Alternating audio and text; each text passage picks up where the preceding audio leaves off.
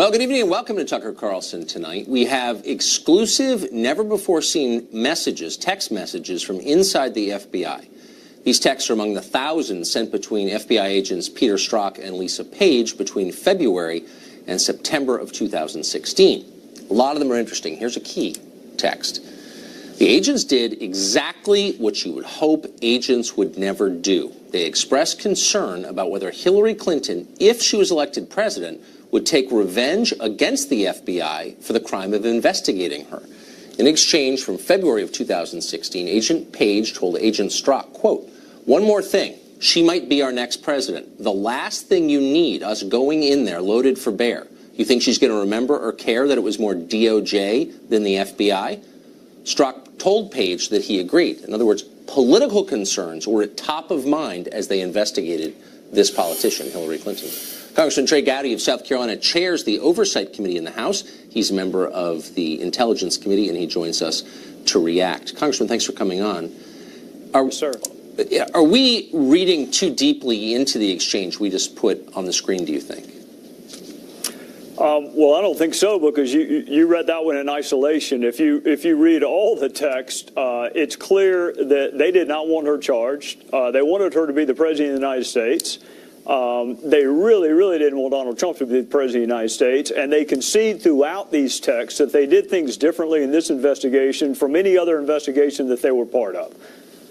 So what I don't understand is, even if you're watching this at home and you think, well, I wanted Hillary to win too, and I don't like Donald Trump too, shouldn't she be a little concerned, maybe actually terrified, that FBI agents conducting a criminal investigation into a politician were worried about the political elements of the investigation? That's not supposed to happen, is it?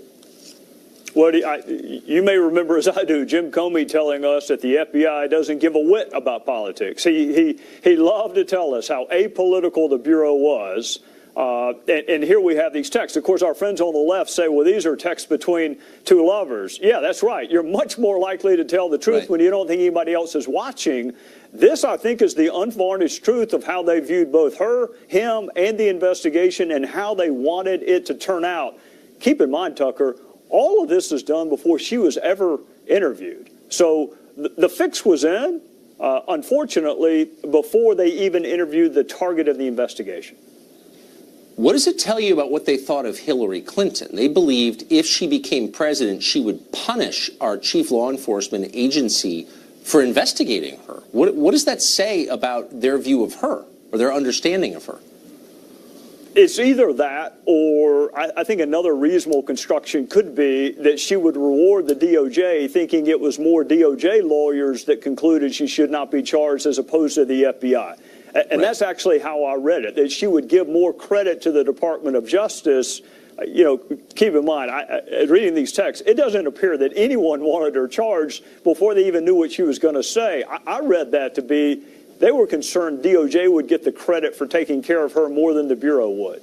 You've taken an enormous amount of abuse, as have your colleagues on the Intelligence Committee, as has this channel, for daring to report this news as if asking questions about the behavior of law enforcement officials is unpatriotic. How do you respond to that? Tucker, there's no one in Congress that has more respect for law enforcement. I spent 18 years working with them, and it's the best 18 years of my professional life, and always will be. I love law enforcement, which is why these texts break my heart. Bias is insidious. Bias is the one thing in a courtroom, Tucker, the judge will give you the broadest leeway, because it infects and instructs every decision you make when you are biased for or against someone. Right. So when I see manifest bias, think back to other important cases in our country's history. I mean, Mark Furman got in trouble not so much for working the crime scene, but because of racial epithets that he had uttered earlier in his career. That's right. That's how seriously we take bias. I don't know why the left can't concede in this case that these two agents should never have been part of investigating her case. Well, you would think that Democrats, at some point, it would occur to them that maybe most FBI agents aren't liberal. They're probably conservative. I'd be willing to bet money on that. So if you allow the FBI to let their agents make decisions on the basis of their political beliefs, maybe that's going to hurt Democrats at some point. Maybe all of us have a real interest in clean and ethical government, but they don't seem to have an interest in that right now. Why? I don't know. I don't like bias. I don't like political bias manifesting itself in an embezzlement case. I don't like it in a bank robbery case. This was a incredibly politically charged case, as was and is the Russia investigation. So politics and political bias is even more important in a case like this. I don't know why the left is straining to minimize the manifest bias that was exhibited by these agents. I don't get it. I'm sorry to say this. You got some totally unprincipled people up there with you. I'm sorry about that. Congressman, thank you. Yes, sir. Thank you. One of Congressman Gowdy's colleagues on the House Intelligence Committee is Democrat Adam Schiff of California. We've had a long-running dispute with the congressman on the matter of Russia. That began when he accused us of being agents of Vladimir Putin. You're on the Intel Committee. Let me just ask you one final question. Can you look right into the camera and say, I know for a fact the government of Vladimir Putin was behind the hacks of John Podesta's email? Absolutely. The government of Vladimir Putin was behind the hacks of our institution and the dumping of information. Of John Podesta's email. Not only in the United States, but also in Europe. Okay, you're not, you know what, you're dodging. And Tucker, no, look and say, I know they did. John Podesta's emails, they hacked those. And I think that Ronald Reagan will be rolling over his grave. You're carrying water for the Kremlin. I'm not carrying water for the you're a sitting member of Congress on the Intel Committee, and you can't say they hacked. You're gonna have to move your show to RT Russian television, because you know what? This That's is perfect. Just so beneath your office because it's so dumb and you're being duplicitous. I'm asking you, did they hack Podesta's emails? And you can't say it. Look into the camera and say they hacked John Podesta's emails. We know for a fact that Putin's government did that. You can't, and you know you can't, and you're hiding behind weasel words. That guy's a liar and a demagogue, in case you didn't notice. Bill McGurn is a columnist at the Wall Street Journal. He just wrote a piece asking why Congressman Schiff seems so uninterested in whether the infamous Trump dossier is true. Are the facts in there? Are they right? Mr. McGurn joins us tonight. Bill, thanks for coming on. Thanks, Tucker. So, obviously, I'm annoyed by Adam Schiff because in the face of a sincere question, he accused me of being a Kremlin agent and, in effect, unpatriotic. You have, I think, a little emotional distance from this. Tell us your concerns about his behavior as a member of the Intel Committee. Well, at a basic level, the Intelligence Committee is an oversight committee, right? And oversight committees are charged with getting information, keeping tabs on the government. This man just seems determined not to get information, and certainly not to get it to the American people. You know, when the Republicans put together their memo outlining some of the information they found from the FISA application and so forth, you know, he was asked on CNN, shouldn't the American people see this? And he opted for the Nathan Jessup response in A Few Good Men. You can't handle the truth. I mean, he doesn't trust the American people. I think, you know, the bias should be toward disclosure. I think there are legitimate things that should not be disclosed. But, you know, we make unclassified summaries of classified information all the time. And remember, he fought the subpoenas of justice. He fought the subpoenas for the FBI. He fought the subpoena for Fusion that eventually led to the news that the Hillary campaign had funded the Steele dossier. So you're old enough, and I am too, to remember a very different time where the sides were kind of inverted, and it was Democrats, Frank Church of Idaho, for example, who were arguing that the public has a right to know at least a broad outline of what the intel agencies are doing, what law enforcement is doing. It's our government. It's our country. We have a right to know. Democrats used to say that all the time. I agreed with them. When did they stop saying that, and why? I don't know. I mean, look, to me, there are two big issues. I want to know whether people on the Trump campaign colluded with Russia to affect the election, right? That's something I want to know. I also want to know if people at Justice and the FBI, our two premier law enforcement agencies, put their fingers on the scales for political reasons. Remember, both candidates were under investigation of some sort by the FBI. It's extraordinary. And the most important thing is not prosecutions, it's finding out the truth. And we have a whole lot of people. I mean, when this memo was produced and it came out, you know, it had the hashtag release the memo. You know, Congressman Schiff came out and was blaming it on Russian bots. Well, you can look at it the other way. What does it tell you when Russian bots are more for disclosure than a congressman on the House Intel Committee? We've invited him many times, including yesterday, to come on and explain that. Explain how he found himself basically practicing McCarthyism. Yeah, and he's always on the TV show saying he found more than circumstantial evidence that Donald Trump had colluded, but we haven't seen any of the evidence. It sounds like O.J.'s promises to find the real killer, you know? Well, he won't come on this show. He hasn't been since December 7th. We're keeping track of last year. So anyway, Bill McGirt, thank you very much for that. Thanks, Tucker. Appreciate it.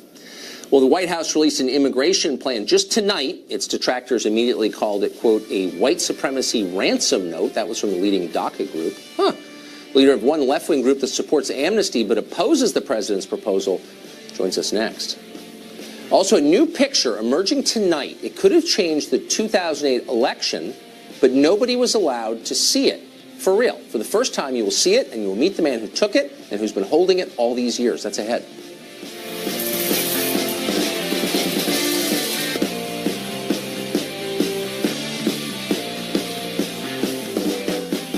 The White House released an immigration proposal tonight. It would trade amnesty for about 2 million people who came to this country illegally in exchange for new border security measures, changes to chain migration, and an end to the diversity visa lottery. Well, the plan still lacks details on what they mean by border security or how much it would reduce chain migration. It was immediately attacked by almost everyone, especially by the left. They claimed it was, quote, a white supremacist ransom letter. That, according to, I think, the largest DACA group. Over at the New York Times, reporters Cheryl Gay Stolberg and Michael Shear piled on. They noted that, quote, some described it as nothing but a heartless attempt to rid the country of immigrants and slam shut the nation's borders. That was in a news story, by the way, just so you know.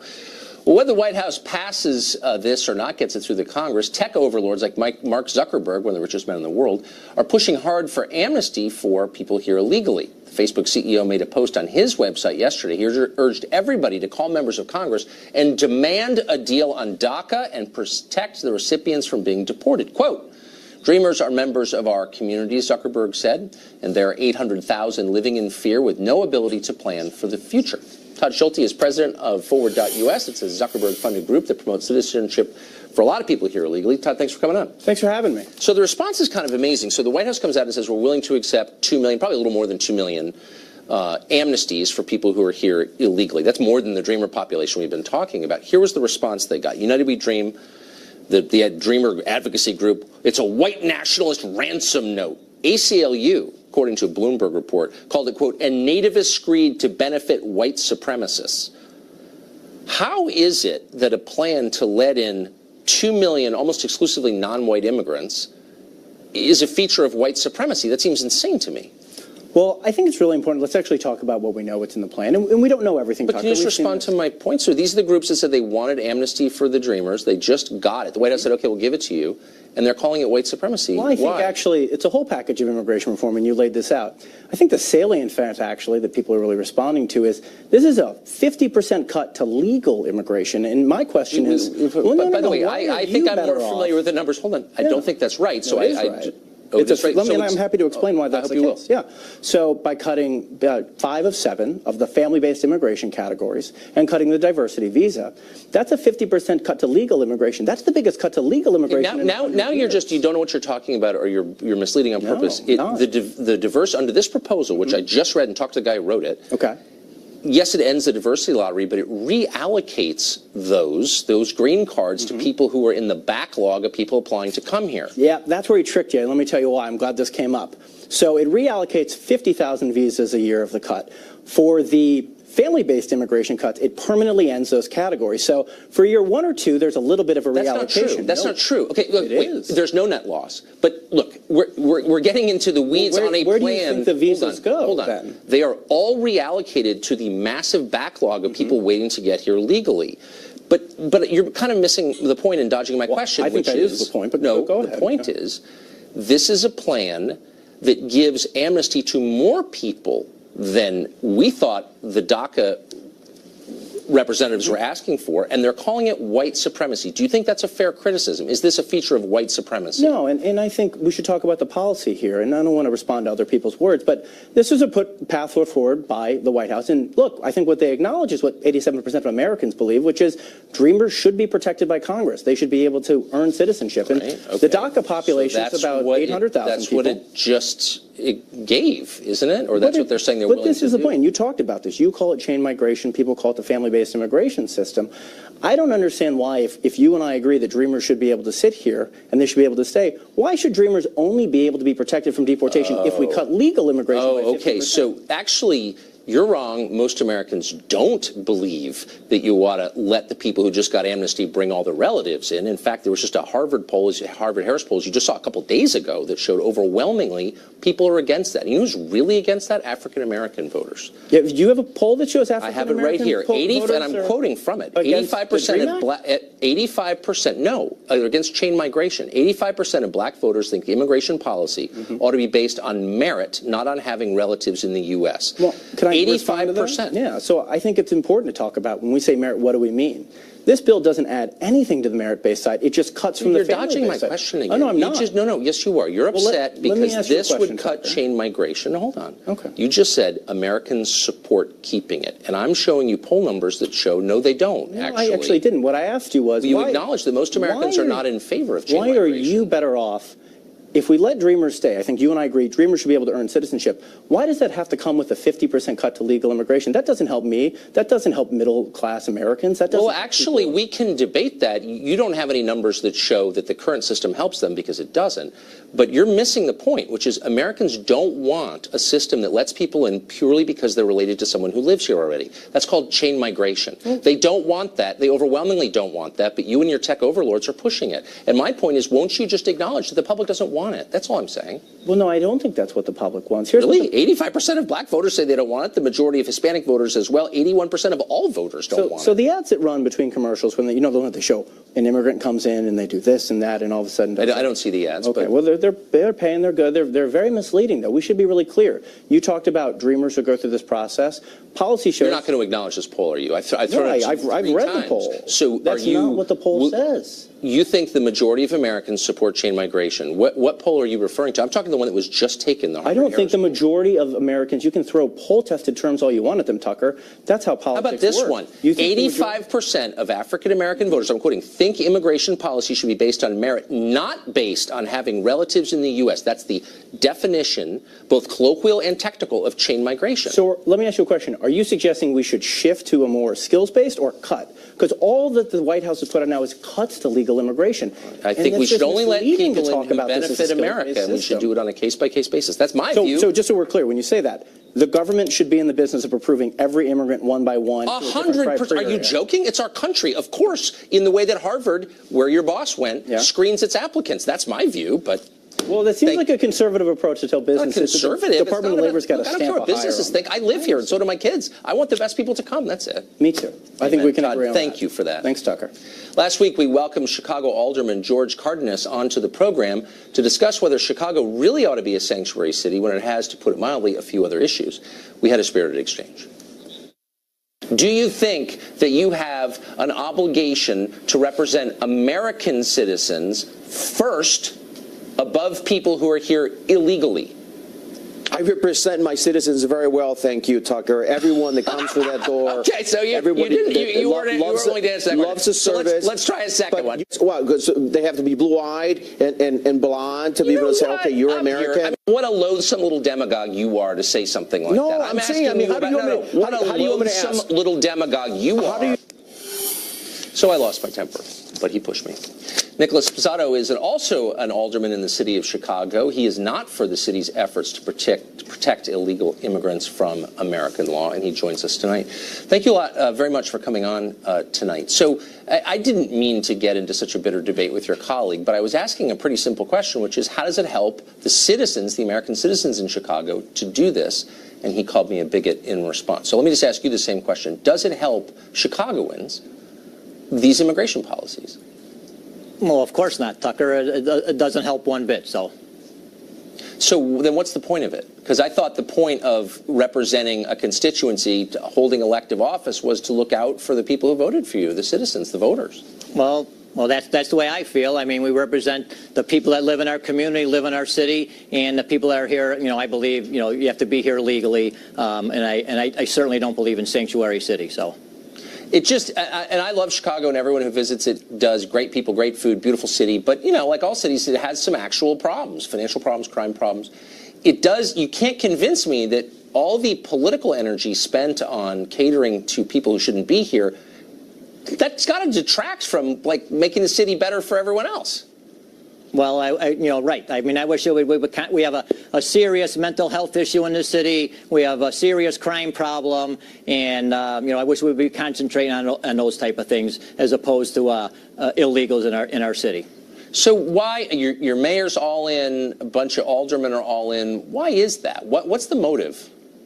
I couldn't explain what their motive is. I mean, basically, it's the mayor and 48 aldermen support Sanctuary City. There's basically 2 of us that do not support Sanctuary City. But meanwhile, the mayor and all those aldermen have let the south side of your city become like uninhabitable, and people get killed every day. What do the people who live on the south side of your city in poverty amidst all that violence, what do they think about this? I bet they don't like it. Well, you'd have to get one of my colleagues from the south side on, or the west side one day, Tucker, but I'm not sure how they feel about it. I know it really bothers me, and I think our money could be a little bit better spent. And, if we stick with our Sanctuary City policies, we could be losing $1 billion of federal funds. So I'm very concerned about that. And you can't afford it. Mr. Alban, thanks a lot for coming on. Thanks for what you do for your great city. Thanks, Tucker. Well, more than 1,000 private jets have landed in Davos, Switzerland to discuss how they can make you pay for global warming. Irony alert in the background. Mark Stein is here to assess it. Well, the World Economic Forum in Davos, Switzerland is going on as we speak. You weren't invited. President Trump's Air Force One is one of the biggest planes there, but more than 1,000 private jets have also showed up for the event, spewing vast amounts of carbon into the atmosphere. Despite this, global warming is, of course, a big topic in Davos, as it always is when rich people gather. Many attendees, including Al Gore, are claiming we need drastic worldwide action to save the planet. They want to ban cars, commercial air travel, meat, all to offset their private jet use. Mark Stein has been watching carefully. He's an author and columnist and a friend of the show. He joins us now to assess. So I kind of like how this works. I fly in my private plane. You have to stop eating hamburgers and walk, and that kind of balances out.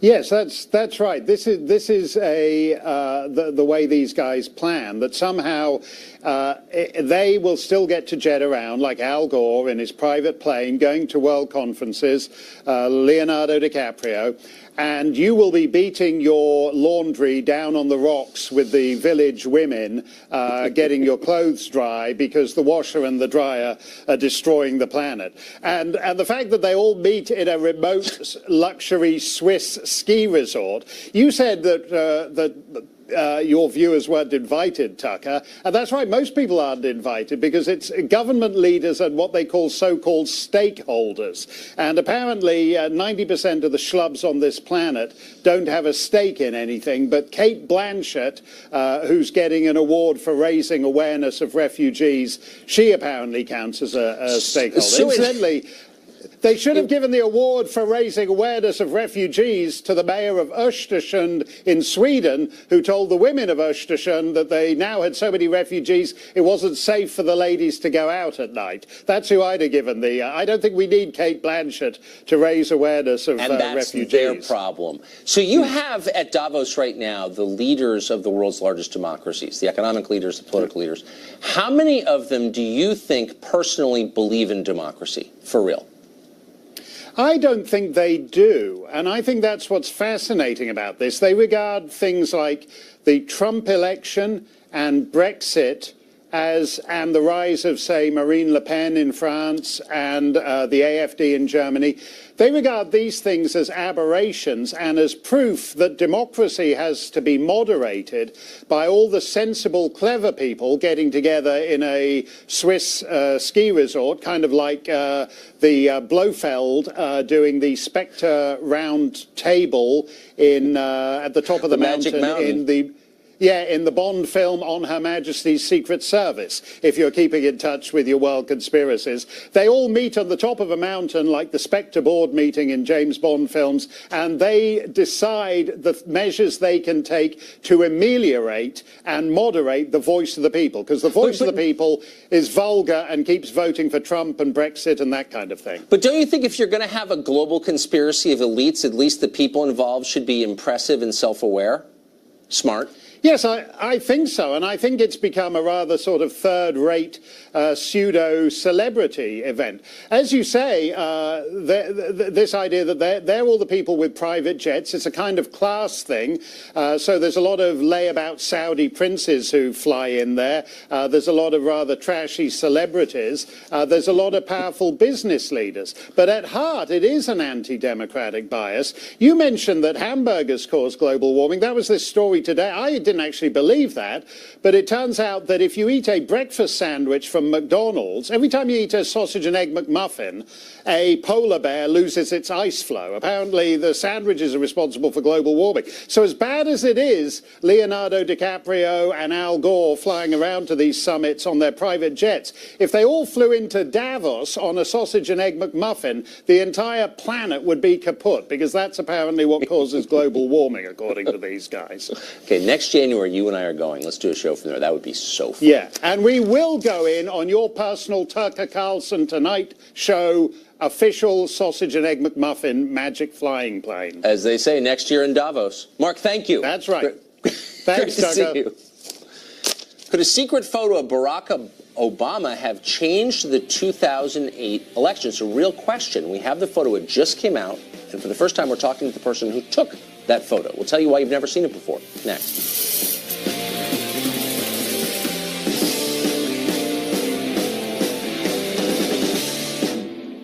A photo of Barack Obama with the Nation of Islam leader Louis Farrakhan was not released until now because some believed it would have, quote, made a difference to the former president's political career.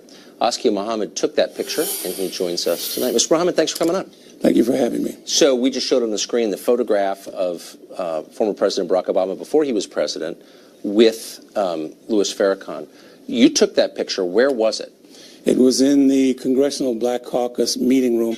Actually, I was looking at the picture, and if you look very, very closely, you can see on some of the people, they have a sticker that says HC9, which is one of those caucus rooms in the basement of the Capitol where meetings are held, and that's where it was taking place. So why have we never seen this picture before? Well, a couple of things. I was sort of honor-bound. Immediately, the day of the picture that was taken, I was on Capitol Hill. I worked out of the Senate Radio TV Gallery at the time.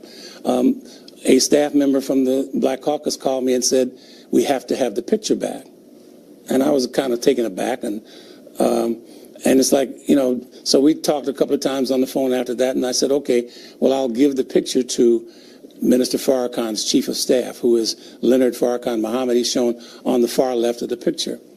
And I gave the original disc to him and, in a sense, swore myself to secrecy because I had quietly made a copy for myself. Just, it's my picture, it's my art, it's my intellectual property. Right.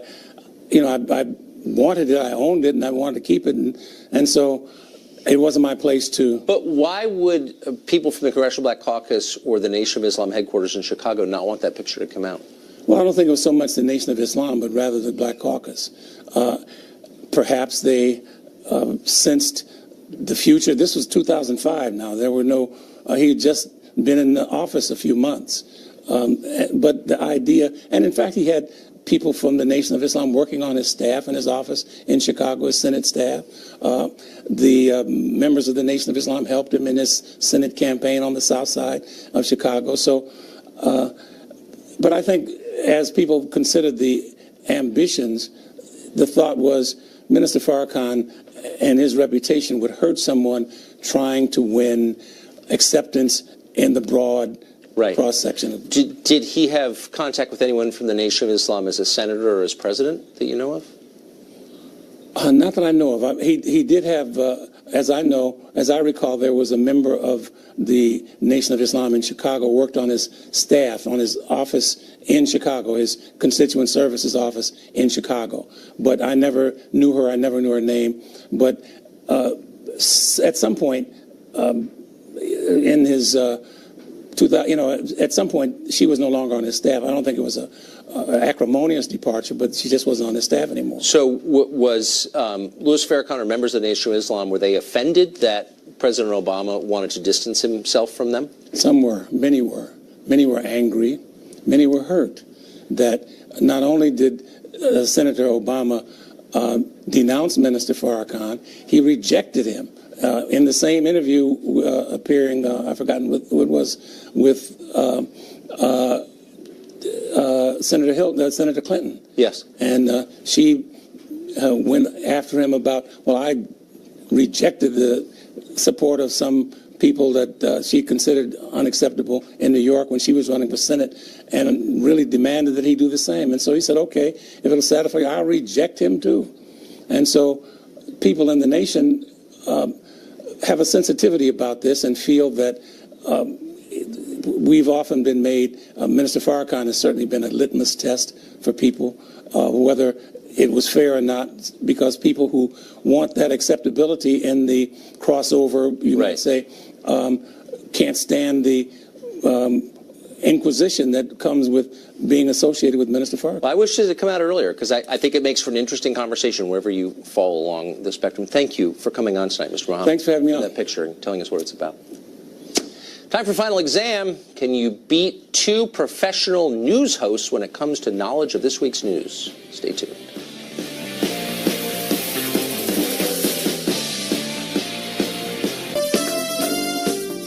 Time now for final exam, where we find out for certain which of two Fox News professionals has been paying more attention at work and who's been playing video games. Our defending champion this week, Carly Shimkus, a reporter for Fox News Headlines 24/7. She's being challenged by Fox correspondent Peter Doocy, a veteran of that seat, with mixed results. But we're glad to have both of you back. Yeah. If I lose, don't tell my bosses that I wasn't paying attention. Yeah, and playing video games. They may find out. Okay, you know the rules. I'm going to tell you anyway. Hands on buzzers.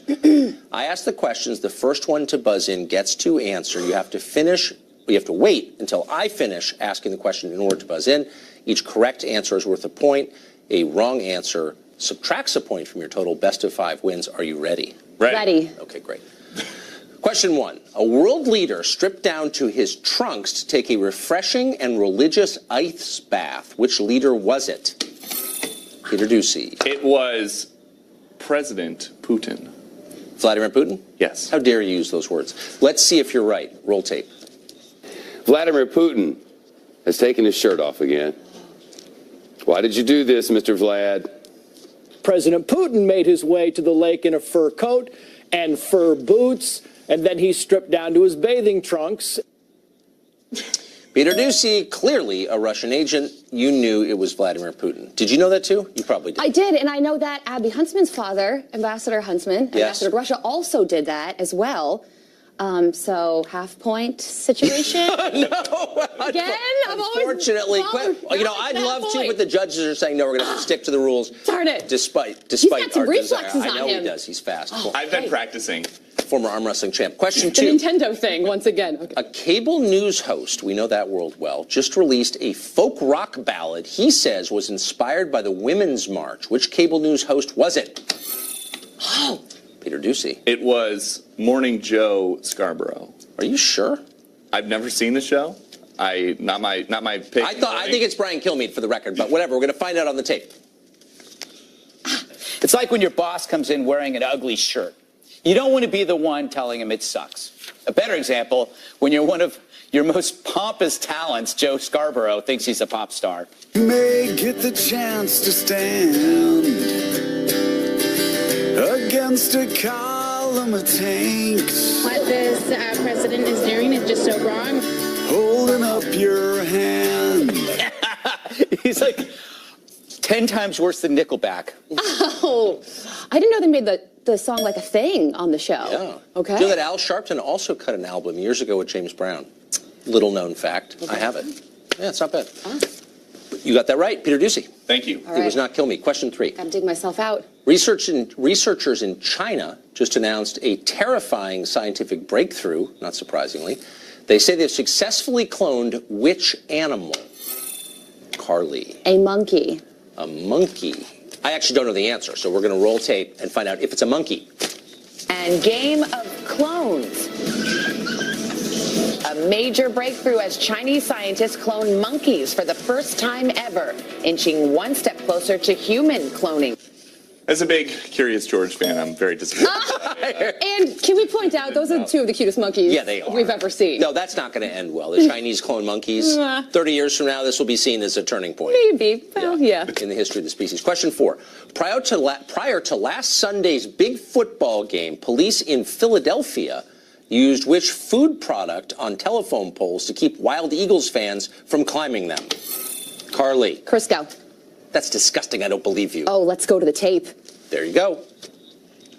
The cops in Philly actually greased the poles with Crisco to try to keep people from climbing them after the game. That is a real thing that happened. It didn't really work. It's for safety. The Crisco cops, as they call them.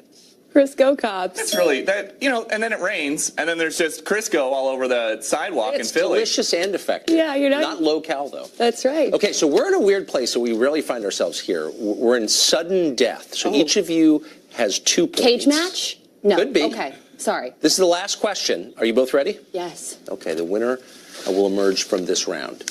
A dozen or so camels were disqualified from a major camel beauty pageant in Saudi Arabia, not a minor camel beauty pageant, a major one, after judges discovered the animals had been injected with what? Peter Ducey. HGH? HGH, the human growth hormone. I guess that doesn't make as much human sense. growth hormone. Yeah. Camels with a human, whatever. That would be a very serious advantage for a camel. No, I think the point is they don't want them to look like people. They want them to look even more camel-like. You know but what do I know? We're going to roll the tape and see, is it HGH? The country has camel beauty pageants. But there is, we're sad to tell you, scandal in the world of camel beauty. A dozen animals have been disqualified from a major contest after judges found they had received Botox injections. Botox. Apparently, Botox can deceptively make a camel's head look bigger and its lips droopier. Didn't you just say that you didn't know anything about this? Yeah. Yeah, that was only to see who watches our show. Peter Ducey, brave effort, but Carly Shimkus remains you lose in a her point? throne. Yes. So now, look at that, 2-1, game over. Carly, you win another coveted mouth-breathing mug. This one means even more than And of course, the adulations of our many fans. So congratulations, Peter Ducey. That was a valiant attempt. Thank you. I'm going to just not tell anybody that I did the quiz tonight so that they don't watch it. We can share the mug. Thank you. Mail it back and forth. Defeat. Okay, pay attention to the news each and every week, especially the weird parts, so you can tune in every Thursday to compete against our contestants. There's much more in this show. Stay tuned. I want to bring you up to date on a Fox News alert. The New York Times is reporting tonight that President Trump ordered special counsel Robert Mueller fired last June, but then backed off, and the White House counsel threatened to quit over the order. Some in the White House are saying it's not true. Mueller, of course, is leading the effort to investigate alleged Russian collusion in the election.